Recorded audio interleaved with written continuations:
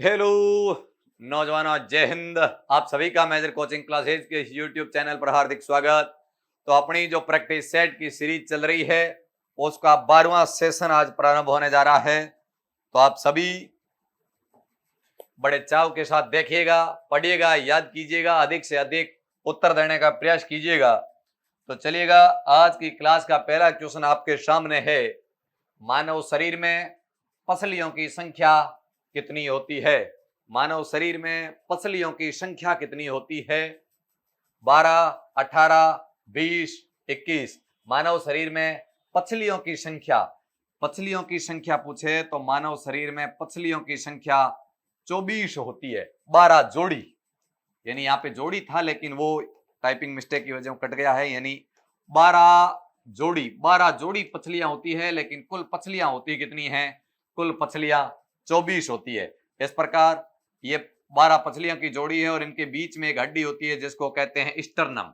क्या कहते हैं? स्टर्नम। बीच की पसलियों को जोड़ने वाली हड्डी को स्टर्नम कहा जाता है। गिर रहा है, क्या बात। चलिएगा, नेक्स्ट क्वेश्चन। विद्युत अपघटक के नियमों का प्रतिपादन किसने किया? ये विद्युत के नियम किसने प्रस्तुत किए? केपलर ने, फैराडे ने, डाल्टन ने या स्नेल ने? डाल्टन की मैं बात करूं तो डाल्टन को परमाणु का जनक कहा जाता है। डाल्टन को क्या कहा जाता है? डाल्टन को परमाणु का जनक कहा जाता है। केपलर की मैं बात करूं तो ग्रहों की गति का नियम किसने दिया? ग्रहों की गति का नियम किसने दिया? तो ग्रहों की गति का नियम केपलर ने दिया। और विद्युत अपघटक के नियमों को प्रस्तुत किसने किया? तो फैराडे ने किया। चलिएगा, पशुओं और पौधों को उनके परिवेश के साथ उनके संबंध के अध्ययन को क्या कहते हैं? यानी पशुओं तथा पेड़ पौधों का आपसी संबंध क्या कहलाता है? इकोलॉजी, एंथोलॉजी, जीनियोलॉजी या आइकोनोलॉजी? इकोलॉजी को हिंदी में कहते हैं पारिस्थितिकी। यानी पेड़ पौधों तथा जंतुओं का आपसी संबंध है वो पारिस्थितिकी या इकोलॉजी कहलाता है। चलिएगा, नेक्स्ट क्वेश्चन। प्रकाश संश्लेषण में क्या होता है? प्रकाश संश्लेषण की प्रक्रिया के दौरान क्या होता है? हाइड्रोजन जल का ऑक्सीकरण तथा हाइड्रोजन निर्मुक्त, कार्बन डाइऑक्साइड का अपचयन तथा जल का ऑक्सीकरण, कार्बन डाइऑक्साइड का अपचयन तथा ऑक्सीजन का निर्माण, या फिर कार्बन डाइऑक्साइड का अपचयन, जल का ऑक्सीकरण एवं ऑक्सीजन का निर्माण। देखिए, पशु यानी पेड़ पौधों में जो भोजन बनाने की प्रक्रिया है वो प्रकाश संश्लेषण कहलाती है। पेड़ पौधों में भोजन बनाने की जो प्रक्रिया है वो क्या कहलाती है? पेड़ पौधों में भोजन बनाने की जो प्रक्रिया है वो प्रकाश संश्लेषण कहलाती है। तो प्रकाश संश्लेषण में पेड़ पौधे कार्बन डाइऑक्साइड तथा जल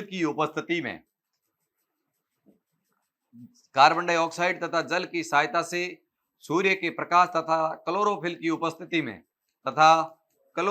उपस्थिति में C6H12O6 यानी जिसको कार्बोहाइड्रेट, इसी के साथ जल, इसी के साथ ऑक्सीजन गैस और इसी के साथ ऊर्जा का निष्कासन होता है। ये जो प्रक्रिया मैंने आपके सामने लिखी ये है प्रकाश संश्लेषण की रासायनिक अभिक्रिया। तो इसके अंदर क्या होता है? कार्बन डाइऑक्साइड का अपचयन होता है, जल का ऑक्सीकरण होता है तथा हाइड्रोजन निर्मित होती है, उत्सर्जित होती है। न्यूटन के द्वितीय नियम के माप से पता चलता है। न्यूटन ने गति के कितने नियम दिए? 3। प्रथम नियम को कहते हैं जड़त्व का नियम। प्रथम नियम को क्या कहते हैं? न्यूटन के प्रथम नियम को कहते हैं जड़त्व का नियम। दूसरे नियम को कहते हैं क्या? दूसरे नियम को कहते हैं स्वयं संरक्षण का नियम। दूसरे नियम को स्वयं संरक्षण का नियम कहते हैं। और गति के तीसरे नियम को क्रिया प्रतिक्रिया का नियम कहते हैं। क्या कहते हैं? क्रिया प्रतिक्रिया का नियम किसे कहा जाता है? तो वो कहा जाता है न्यूटन के तीसरे नियम को। तो दूसरे नियम से हमें क्या प्राप्त हो रहा है? तो दूसरे नियम से हमें स्वयं। फ़ारेनहाइट पैमाने पर पानी का हिमांक कितना है? देखिए, अलग अलग तापमान, जैसे मैं बात करूं अलग अलग तापमान जैसे सेल्सियस, ये फैक्ट आपको ध्यान रखना है।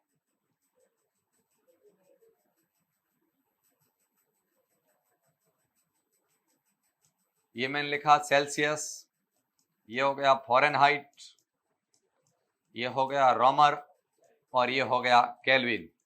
तापमान को 4 इकाइयों के अंदर मापा जाता है। अब मैं जल की बात करूं तो जल का हिमांक कितना होता है और जल का क्वथनांक कितना होता है। जल का हिमांक और जल का क्वथनांक, सेल्सियस में 0 डिग्री सेल्सियस हिमांक होता है और 100 डिग्री सेल्सियस पे क्वथनांक होता है।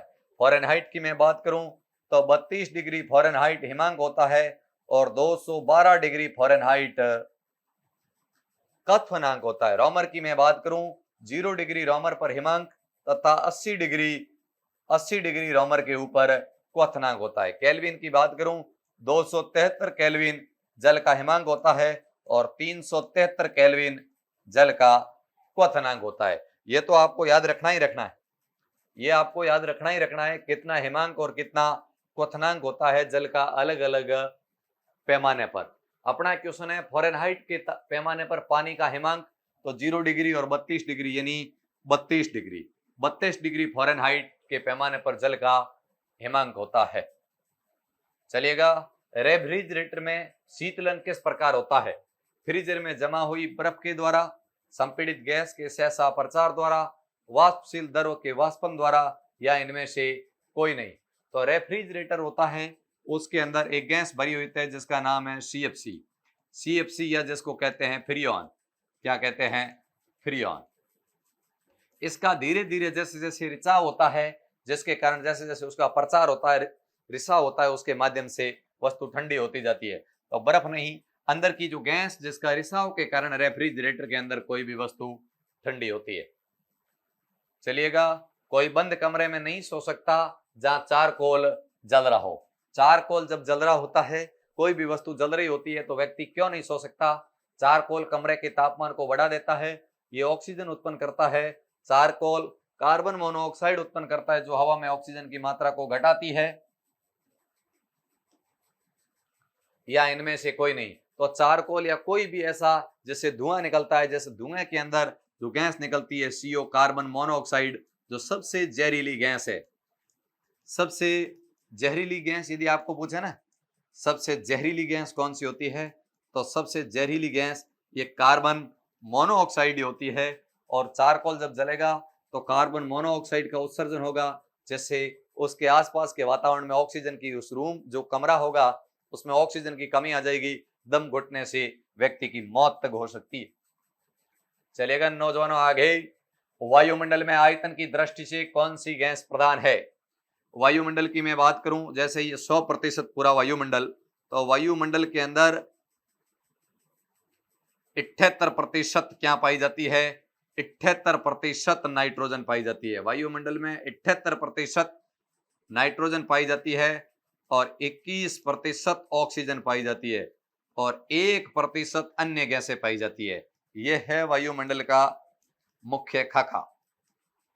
तो 78% नाइट्रोजन, 21% ऑक्सीजन और 1% अन्य गैसें पाई जाती है। तो कौन कौन सी गैसें प्रधान है मुख्य रूप से? तो 78 नाइट्रोजन है और 21 ऑक्सीजन है। तो मुख्य रूप से नाइट्रोजन और oxygen, option number B, nitrogen और ऑक्सीजन मुख्य रूप से पाई जाती है।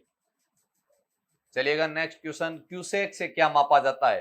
पानी की गहराई, पानी का बहाव, पानी की शुद्धता, पानी का घनत्व। क्यूसेक से क्या मापा जाता है? तो क्यूसेक यानी जब अपन बात करते हैं पानी जैसे बहता है ना, अखबारों में खूब आते हैं बाढ़ के समय में कितना क्यूसेक, या किसी नहर की अपन जब देखते हैं भराव क्षेत्र उसका मापा जाता है, तो जल का भराव क्षेत्र या जल का जो बहाव है वो क्यूसेक के अंदर मापा जाता है। जल का बहाव। घरों में विद्युत परिपथ का स्वरूप कैसा होता है? घरों में विद्युत परिपथ श्रेणी क्रम में, पार्श्व क्रम में, मिश्रित क्रम में, इनमें से कोई नहीं। पार्श्व क्रम को समानांतर क्रम भी कहते हैं। पार्श्व क्रम को और किस नाम से जाना जाता है? तो पार्श्व क्रम को समानांतर क्रम भी कहते हैं। और घर में जो विद्युत परिपथ होता है वो समानांतर क्रम के अंदर संयोजित होता है। चलिएगा, सौर मंडल की खोज सर्वप्रथम किसने की थी? सौर मंडल की खोज सर्वप्रथम किसने की थी? कोपरनिकस ने, मार्कोनी ने, गैलीलियो ने या आर्यभट्ट ने? सौर मंडल की सर्वप्रथम खोज किसने की थी? आर्यभट्ट की मैं बात करूं तो आर्यभट्ट ने एक तो शून्य का प्रतिपादन किया। आर्यभट्ट ने शून्य का क्या किया? प्रतिपादन। शून्य का प्रतिपादन किसने किया? तो शून्य का प्रतिपादन आर्यभट्ट ने किया। इसके अलावा आर्यभट्ट ने कहा पृथ्वी गोल है। पृथ्वी गोल है, पृथ्वी गोल है, यह भी किसने कहा? यह भी आर्यभट्ट ने कहा। गैलीलियो की मैं बात करूं तो गैलीलियो सूक्ष्मदर्शी का आविष्कार किया। गैलीलियो ने क्या किया? गैलीलियो ने सूक्ष्मदर्शी का आविष्कार किया। सूक्ष्मदर्शी का आविष्कार किसने किया? तो गैलीलियो ने किया। मार्कोनी ने क्या किया? मार्कोनी ने रेडियो का आविष्कार किया। रेडियो का क्या किया? आविष्कार। रेडियो का आविष्कार किसने किया? तो मार्कोनी ने किया। और सौर मंडल की खोज सर्वप्रथम किसने की? कोपरनिकस ने की। सौर मंडल की खोज सर्वप्रथम किसने की? कोपरनिकस ने की। और ग्रहों की गति का नियम यदि पूछे तो वो केपलर ने दिया। रेबीज के टीके की खोज किसने की? एडवर्ड जेनर ने, लुई पास्चर ने, अलेक्जेंडर कनिंघम ने, अलेक्जेंडर फ्लेमिंग ने। अलेक्जेंडर फ्लेमिंग ने या इनमें से कोई नहीं? तो अलेक्जेंडर फ्लेमिंग ने जो खोज की थी वो तो की थी पेनिसिलिन की। किसकी की? अलेक्जेंडर फ्लेमिंग ने पेनिसिलिन की खोज की। और पेनिसिलिन क्या थी? पेनिसिलिन फर्स्ट प्रतिजैविक औषधि।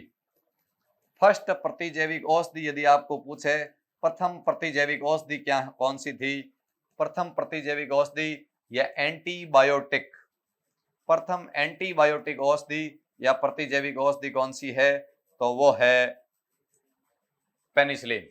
लुई पास्चर, एडवर्ड जेनर की मैं बात करूं तो चेचक के टीके की खोज, चेचक के टीके की खोज की। और इन्होंने सर्वप्रथम टीका जो खोजा गया वो चेचक का टीका ही था। और चेचक के टीके की खोज एडवर्ड जेनर ने की। इसलिए टीकाकरण का जनक भी किसे कहते हैं? टीकाकरण का जनक किसे कहा जाता है? टीकाकरण का जनक भी एडवर्ड जेनर को ही कहा जाता है। तो रेबीज के टीके की खोज किसने की? रेबीज के टीके की खोज लुई पास्चर ने की। और रेबीज का टीका पागल कुत्ते के काटने से होता है। पागल कुत्ते के काटने से होता है और जिसके कारण पानी से डर लगता है, इसलिए रेबीज को हाइड्रोफोबिया भी कहा जाता है। क्या कहा जाता है? हाइड्रोफोबिया।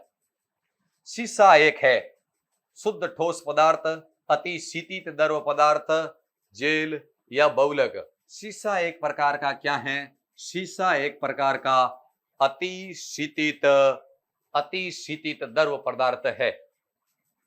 चलिएगा, जब कोई वस्तु किसी सतह पर गति करती है तो उस पर उसकी गति का विरोध करने वाला बल लगता है। यह बल क्या कहलाता है? जब कोई वस्तु किसी सतह पर गति करती है तो उसके विरोध में, जब कोई वस्तु इस प्रकार गति करती है तो उसकी गति को रोकने के लिए जो बल लगता है, दो सतहों के बीच में लगने वाला बल, वो घर्षण बल कहलाता है।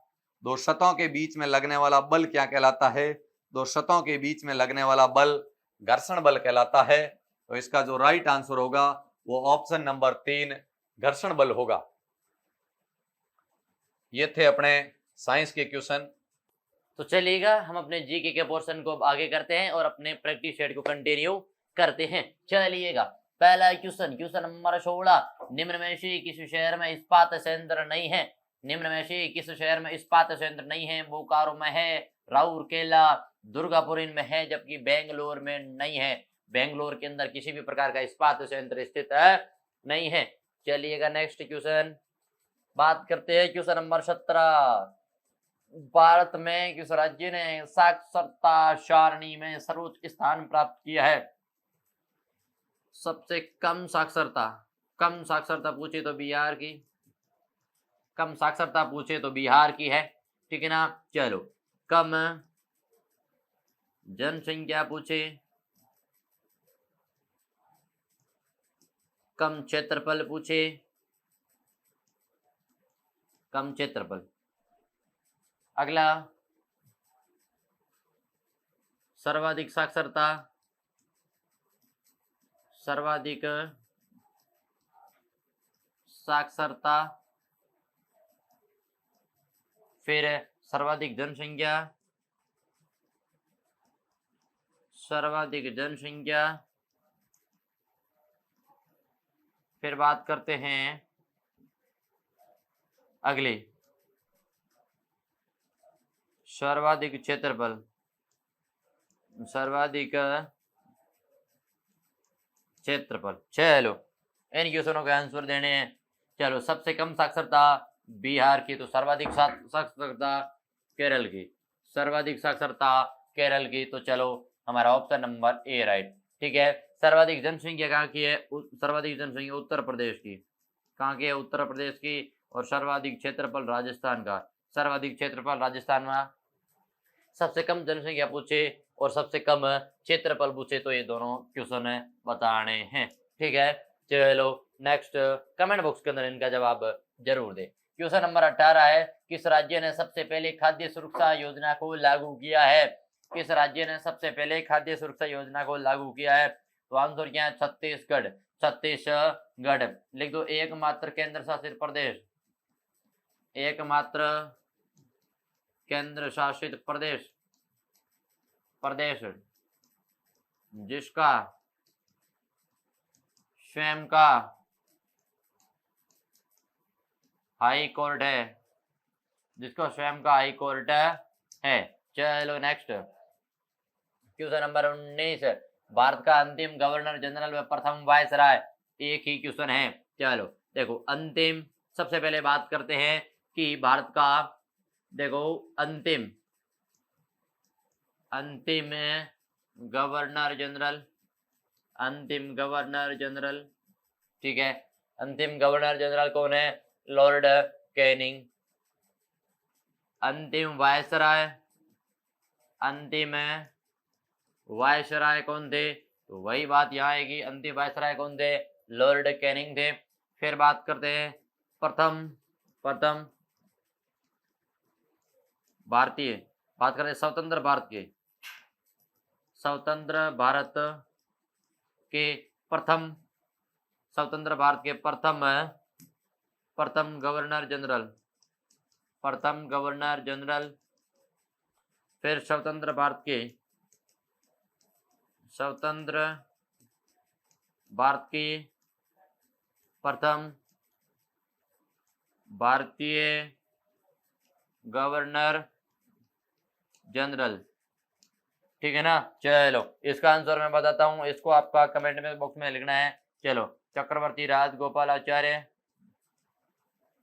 चक्रवर्ती राजगोपालाचार्य, इन दोनों का Lord Canning, Lord Canning.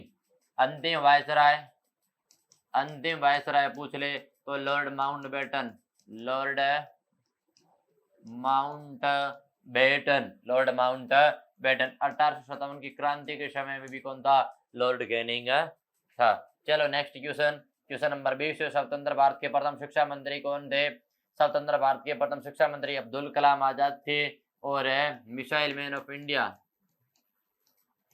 Missile man of India, man of India के नाम से मशहूर व्यक्ति थे सरदार वल्लभ भाई पटेल, लौह पुरुष, लौह पुरुष। ठीक है, चलो next question, question number 21, Ramcharitmanas किसके द्वारा लिखी गई थी? तुलसीदास जी के द्वारा लिखी थी, कालिदास के द्वारा रचित ग्रंथ। चलो हम ग्रंथों के नाम लिखते हैं। कालिदास, कुमार संभव, कुमार संभव, रघुवंश, कुमार संभव, रघुवंश। सूरदास, सूरदास के ग्रंथ है सूर सागर, सूर सागर, शूर शारावली, साहित्य लहरी, साहित्य लहरी। ठीक है ना। तुलसीदास, वेद व्यास जी का महाभारत, वेद व्यास जी का महाभारत। रामायण के लेखक कौन थे? वाल्मीकि थे, वाल्मीकि थे। वेद व्यास जी भारत इतिहास के जनक कहते हैं, भारत इतिहास के जनक माने जाते हैं, भारत इतिहास के जनक माने जाते हैं। चलो next question, question number 22, Bharat द्वारा 19 अप्रैल 1975 को प्रक्षेपित प्रथम उपग्रह कौन सा था? आर्यभट्ट। उपग्रह कौन सा था कि 19 अप्रैल 1975 को कौन सा उपग्रह प्रक्षेपित किया था? और नाम क्या है? आर्यभट्ट। चलो नेक्स्ट क्वेश्चन, क्वेश्चन नंबर 23, निम्नलिखित में से कौन भारत का उड़न सिख यानी फ्लाइंग सिख,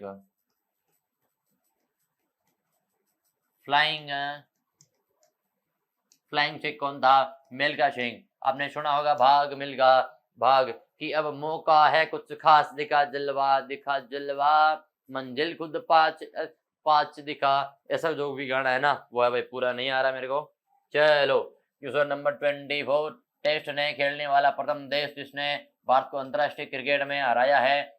बांग्लादेश की राजधानी ढाका, श्रीलंका श्री जयवर्धनपुरे कोटे, जयवर्धनेपुरे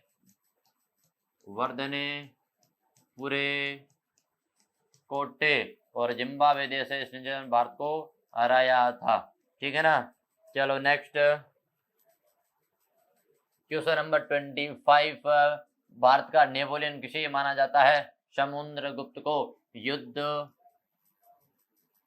कौशल व बुद्धिमत्ता के कारण, युद्ध कौशल व बुद्धिमत्ता के कारण चंद्रगुप्त मौर्य, लिख दो गुप्त, सॉरी माफ करना, मौर्य साम्राज्य। प्रथम अखिल भारतीय साम्राज्य की स्थापना की, प्रथम अखिल भारतीय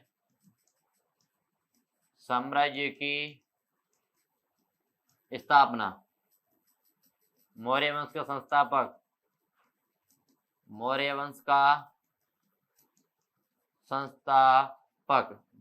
फिर बात करते हैं प्रथम अंतरराष्ट्रीय विवाह, प्रथम अंतरराष्ट्रीय विवाह, प्रथम अंतरराष्ट्रीय शादी इसने की थी। चलो समुद्रगुप्त। चलो next question 26, home rule league की स्थापना किसके द्वारा की गई थी? जिसमें बाल गंगाधर तिलक एनी बेसेंट दोनों थे, तो एक व दोनों, 1 + 2 = 3। चलो नेक्स्ट क्वेश्चन, खजुराहो के मंदिर का संबंध किस जैन है? बहुत से नहीं है, जैन और हिंदू धर्म से। 2 व 3, 2 + 3 = चलो क्वेश्चन नंबर 28, सत्यार्थ प्रकाश पुस्तक लेखक कौन थे? स्वामी दयानंद सरस्वती।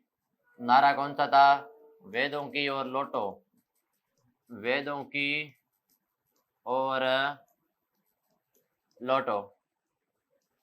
आर्य समाज के संस्थापक, आर्य समाज के संस्थापक, स्थापना कहाँ पर की है? बम्बई में। कहाँ पर की है? बम्बई में। चलो और बात करते हैं, और बात करें, लिख दो ब्रह्म समाज, ब्रह्म समाज, राजा राम मोहन राय, राजा राम मोहन राय। कहाँ पर की स्थापना? कलकत्ता। कहाँ पर की है? कलकत्ता।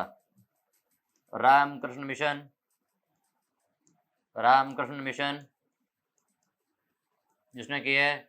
स्वामी विवेकानंद, स्वामी विवेकानंद। कहाँ पर की स्थापना? कलकत्ता में की है। स्वामी विवेकानंद का जो डेट ऑफ बर्थ है, इनके जन्मदिन को 12 जनवरी, 12 जनवरी राष्ट्रीय युवा दिवस, राष्ट्रीय युवा दिवस, राष्ट्रीय युवा दिवस। 12 अगस्त अंतरराष्ट्रीय युवा दिवस। चलो ये बात होगी कुछ मिशन की। चलो नेक्स्ट, राज्यसभा का पदेन अध्यक्ष कौन होता है? राज्यसभा का पदेन अध्यक्ष कौन होता है? ये बात निकली है। राज्यसभा का पदेन अध्यक्ष उपराष्ट्रपति होता है। राष्ट्रपति भारत का राष्ट्रपति होगा, ये बात अनुच्छेद 52। उपराष्ट्रपति अनुच्छेद 63।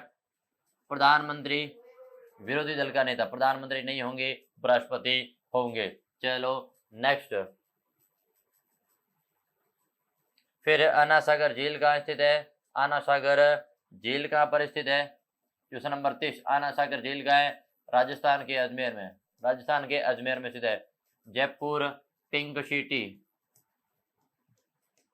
पिंक सिटी कहते हैं, गुलाबी नगर कहते हैं, गुलाबी नगर कहते हैं। राजस्थान की राजधानी है, पूर्व का पेरिस कहते हैं, पूर्व का पेरिस कहते हैं। ठीक है, चलो ये हो गए हमारे जीके के महत्वपूर्ण प्रैक्टिस सेट के क्वेश्चन। तो साथियों अगली बात हमारे सर आपको कराएंगे। चलो तब तक के लिए जय हिंद। आपके सामने क्वेश्चन दे रखा है, कुछ धनराशि ब्याज पर निवेश की जाती है, यदि 10 वर्षों में वो 3 गुना हो जाती है तो ब्याज की दर कितनी है? यानी 100 रुपए राशि उधार दी गई और 3 गुना हो गई, अर्थात कितनी हो गई? 300 हो गई। 100 से 300 हुई तो ब्याज कितना बना? ब्याज 200 बना। और कितने वर्ष में बना? 10 में। तो 20 के अंदर 10 का भाग दिया तो क्या आया? 20। यानी प्रत्येक वर्ष कितना ब्याज बन रहा है? 20 ब्याज बन रहा है। कितने रुपए के ऊपर बन रहा है? 100 रुपए के ऊपर बन रहा है। इसलिए 20% वार्षिक दर। कितना प्रतिशत वार्षिक दर? 20% वार्षिक दर। चलिएगा, एक आयत की लंबाई 8 सेंटीमीटर और इसके विकिरण की माप 10 सेंटीमीटर है, तो आयत का परिसीमा यानी परिमाप क्या होगा? ये आपके सामने आयत है, ये आपके सामने मैंने आयत रखा और ये क्या कह रहा है? आयत की लंबाई दे रखी है, आयत की लंबाई है 8 सेंटीमीटर और जिसका एक विकिरण है, इस विकिरण की लंबाई इन्होंने दे रखी है कितनी? 10 सेंटीमीटर। तो अब अपन को कह रहा है आयत का परिमाप ज्ञात क्या करना है? आयत का परिमाप, आयत का परिमाप ज्ञात करना है। आयत के परिमाप का सूत्र होता है क्या? 2 लंबाई प्लस चौड़ाई, लंबाई प्लस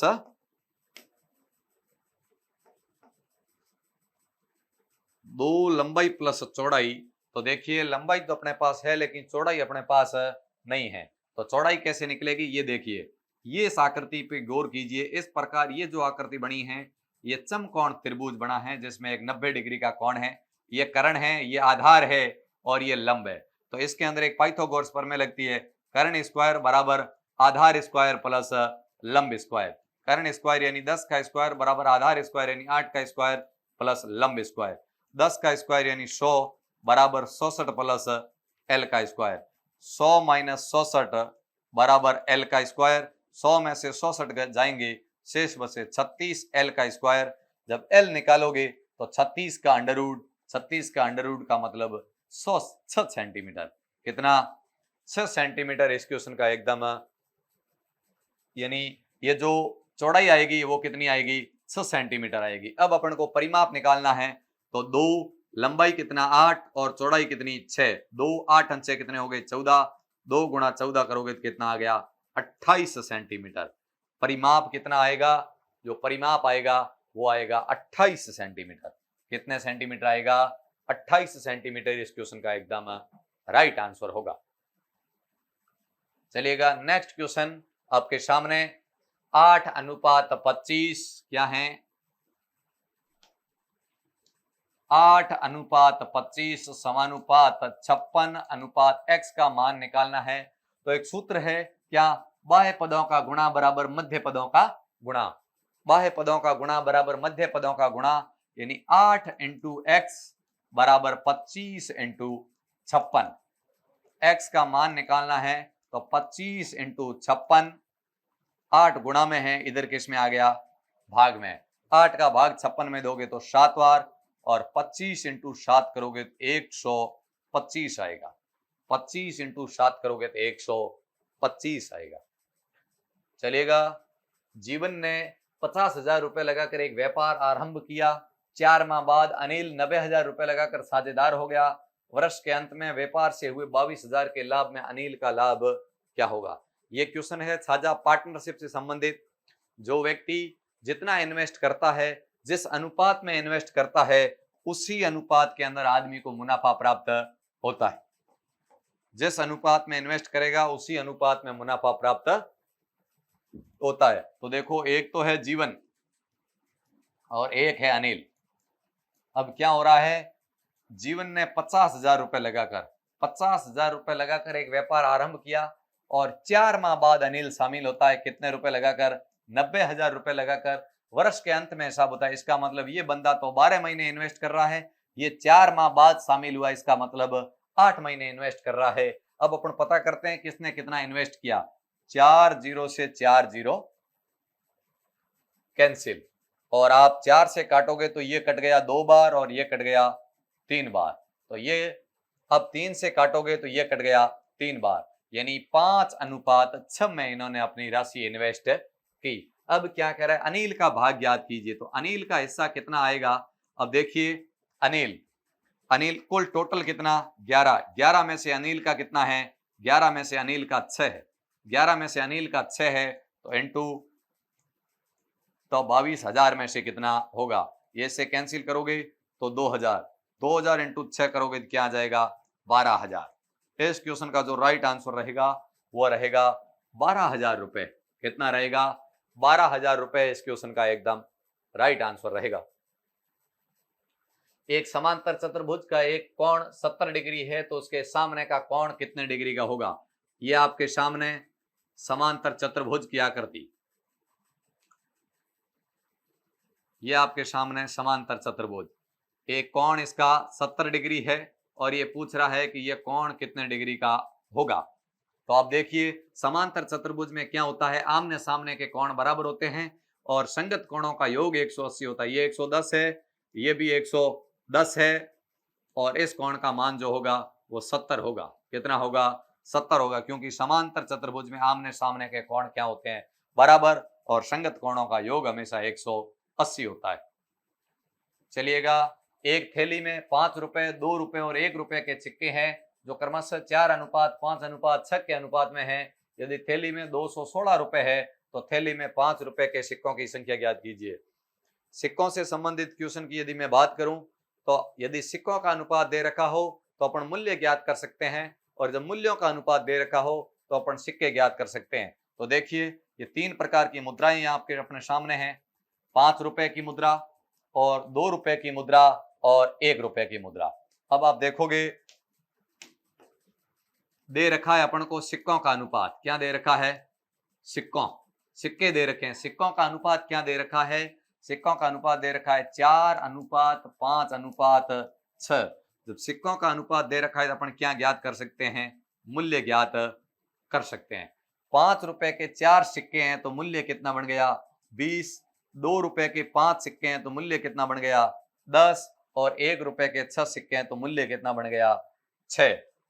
तो कितने हो गए 20 और 10 30 और 30 और 6 कितने हो गए 36। कितने हो गए 36, यानी टोटल अनुपात अपने पास मूल्य कितना आया, टोटल इन तीनों को जोड़ने पर 36 आया और 36 किसके बराबर है 216 के। अब क्या कह रहा है 5 रुपए के सिक्के कितने होंगे, तो 216/36 इंटू 5 रुपए के सिक्कों का अनुपात कितना है 4, तो इंटू में क्या कर दिया 4 का भाग 36 में कितनी बार चला गया 9 बार, 9 का भाग दीजिए, 9 एकम 9, 9 दूनी कितने हो गए 18, शेष बचे 3 और 9 चौक 36, यानी 5 रुपए के सिक्कों की संख्या 24 होगी।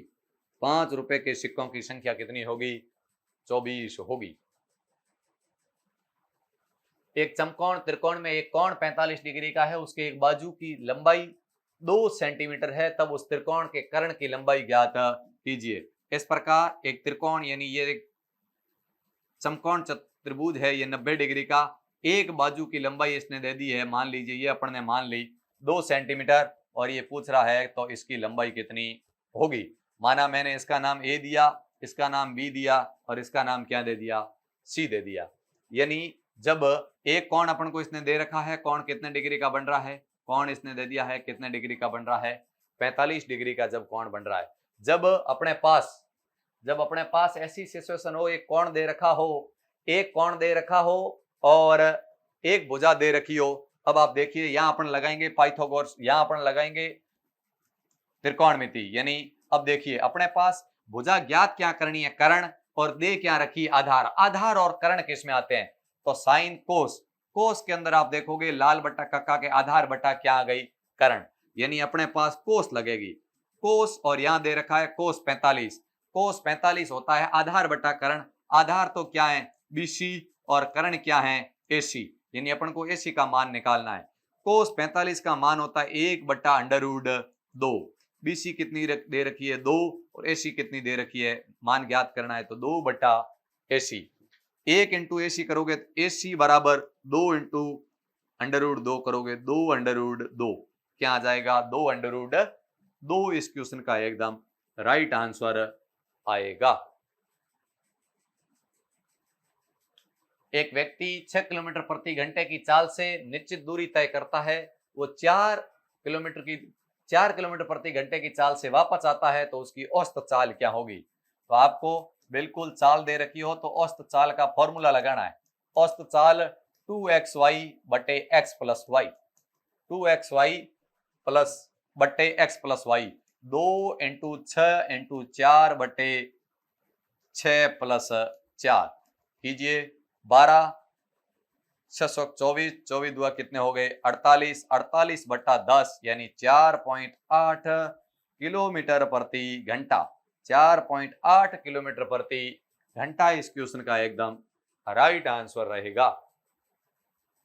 चलिएगा, यदि 5 खिलौनों का दाम 44 है तो 8 खिलौनों का दाम क्या होगा, यानी 44 बट्टे 5, एक खिलौने का भाव इंटू क्या आ गया 8। सॉल्व कीजिएगा, कैंसिल नहीं हो रहा है तो पूरा पूरा हल कीजिएगा। 44 इंटू 8 करते हैं 8 चौक 32, 8 चौक 32, 3 कितने हो गए 35।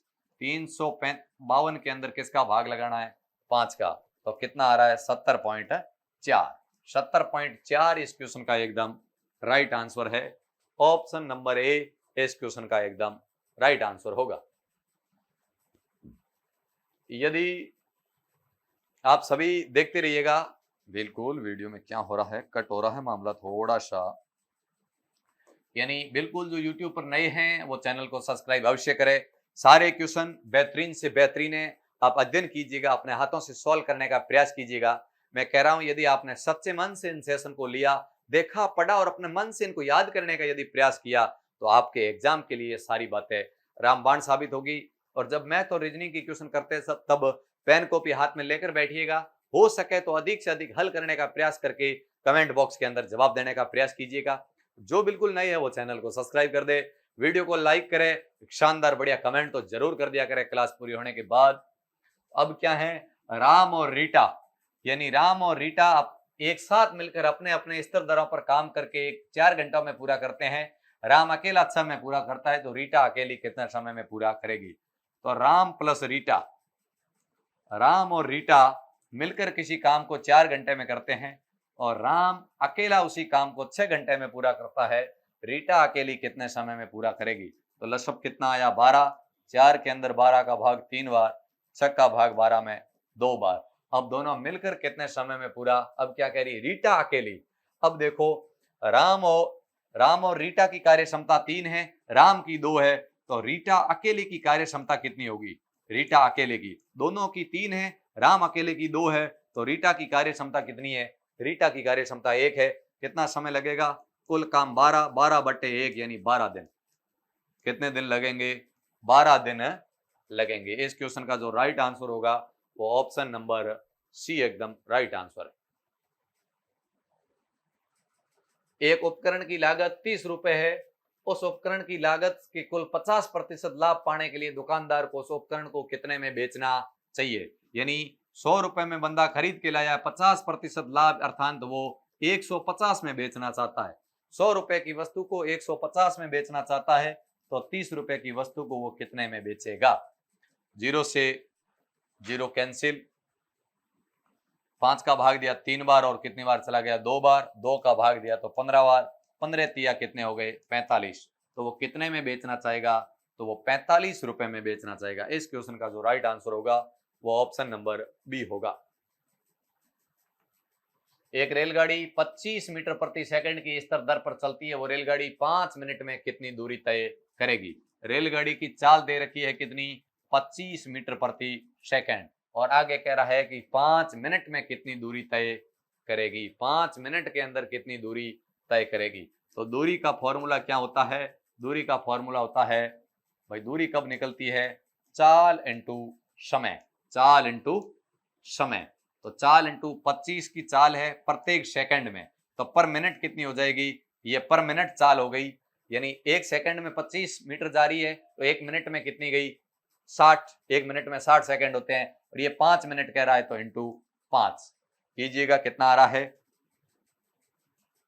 300, 300 इंटू 25 करोगे तो कितना आ गया, 300 इंटू 25 करोगे तो 7500 मीटर, कितना आ रहा है 7500 मीटर। लेकिन कह रहा है किलोमीटर में कितनी दूरी तय करेगी। मीटर को जब किलोमीटर में बदलोगे, मीटर को किलोमीटर में बदलते हैं तो 1000 का क्या लगाते हैं, भाग लगाते हैं, तो कितना आ जाएगा 7.5 किलोमीटर, 7.5 किलोमीटर इस क्वेश्चन का एकदम राइट आंसर होगा।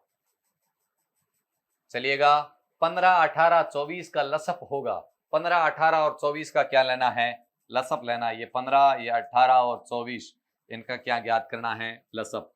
2 का भाग दिया 15, 18 में 9 और 12, 2 का दिया 15, 9 और 6, 2 का दिया 15, 9 और 3, 3 का दिया 5, 3 और 1, 3 का दिया 5, 1 और 1, और 5 का दिया 1, 1 और 1। अब क्या करेंगे, 2 into 2 into 2 into 3 into 3 into 5, तो कीजिएगा 5 3 15, 5 3 15, 15 तिया 45, 90, 180 और 360 गुणा करोगे तो कितना आएगा 360।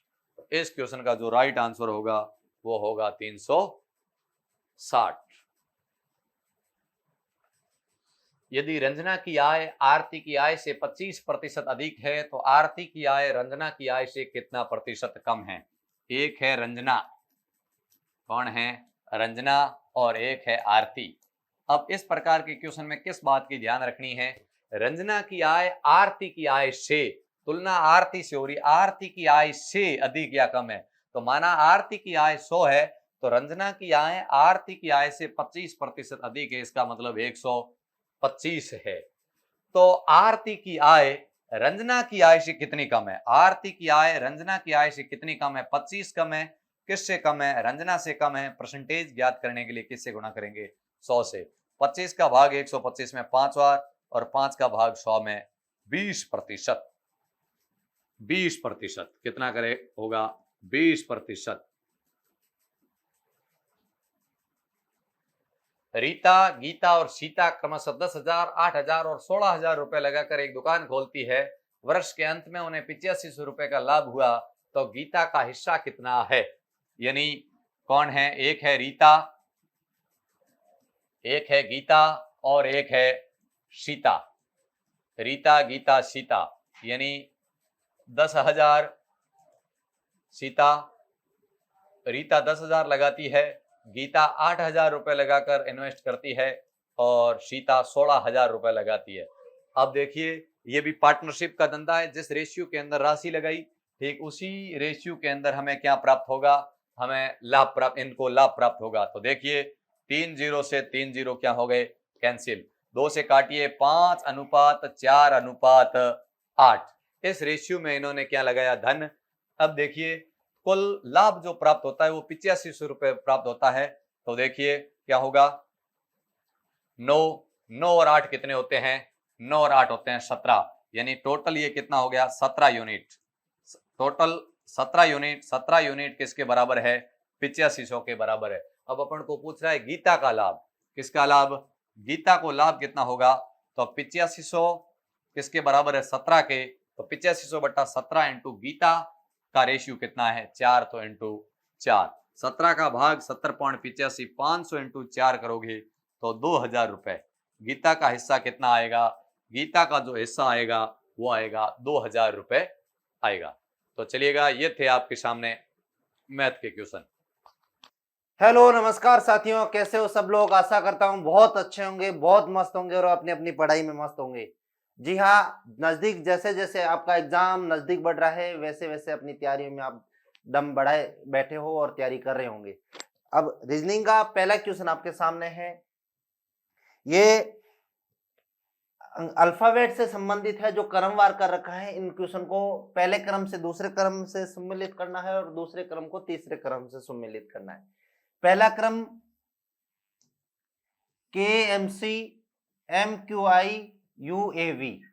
इन क्रम को सीधी सी बात है दे रखा है, K को M से +2 कर रखा है, M को Q से +4 कर रखा है और C को I से +6 कर रखा है।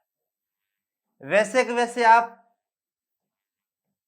M को +8 करोगे, यानी 2 का क्रम आगे बढ़ रहा है। U आ रखा है, Q को +2 करोगे तो A आ रखा है, Q को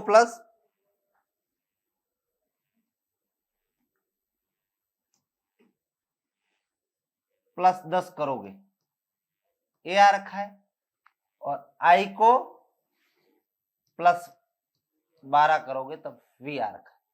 अगला क्रम कौन सा होगा? सीधी सी बात है, +14 करोगे तब I आएगा, +16 करोगे तब Q आएगा, और +18 करोगे तब M आएगा। जिन ऑप्शन में IQM लिखा है वो क्वेश्चन बिल्कुल राइट है, बी ऑप्शन इस क्वेश्चन का राइट होगा। अगला क्वेश्चन आपके सामने है, यदि ARID को 32 लिख रखा है, DEAR को 28 लिख रखा है, तो ANOP को क्या लिखेंगे? अब इनको कैसे लिखा है? A का A, R 18 पे आएगा, I 9 पे आएगा और D 4 पे आएगा। इन सबको प्लस कर रखा है तब 32 आया है। वैसे D 4, E 5, A 1 पे और R 18 पे, इन सभी को प्लस किया है तब 28 आया है। तो अब A 1 पे, N 14 पे, O 15 पे और P 16 पे, P 16 पे, इन सभी को आप जोड़ोगे तब इसका राइट आएगा 46, यानी ए ऑप्शन बिल्कुल राइट है।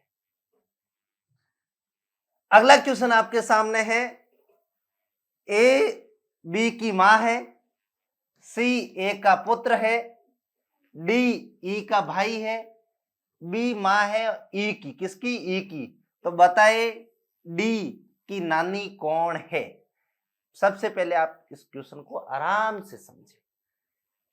ए बी की मां है, किसकी? ये बी की मां ए, ठीक है। सी ए का पुत्र है, ये सी किसका? ए का पुत्र। अब दे रखा है डी ई का भाई है, ये ई, डी क्या है? भाई।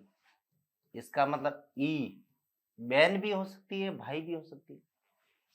बी मां है ई की, किसकी? ई की मां बी, ठीक। अब दे रखा है, बताए डी की नानी कौन है? डी की नानी, डी की मां बी है और बी की मां ए है। सीधी सी बात है, बिल्कुल ऑप्शन नंबर डी, ए इसकी नानी है।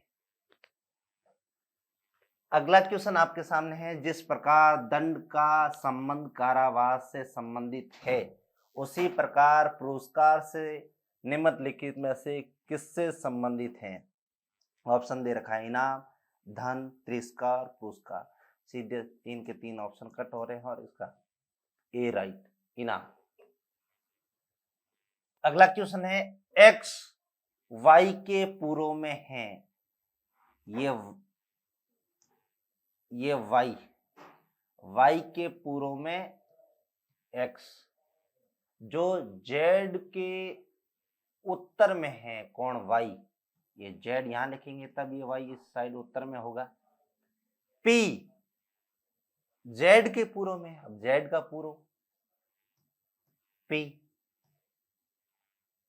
पूर्व में है, तो पी एक्स से किस दिशा में होगा? पी एक्स से किस दिशा में होगा?